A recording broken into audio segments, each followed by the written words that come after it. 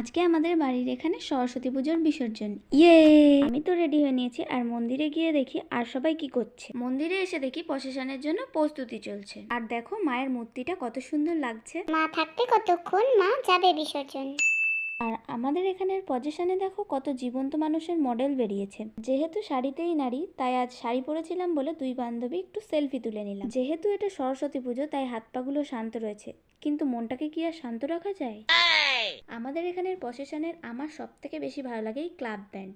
তো এরা কি সুন্দর বাজাচ্ছে দেখো। আর এদিকে দেখো দুটো ঠাকুরকে পাশাপাশি কত সুন্দর লাগছে, যেন দুই রানীমা। তো ফাইনালি ঠাকুর নিরঞ্জনের ঘাটে চলে এসেছি। আবারও 1 বছরের অপেক্ষা। এত আনন্দ আয়োজন সবই বৃথা আমায় ছাড়া।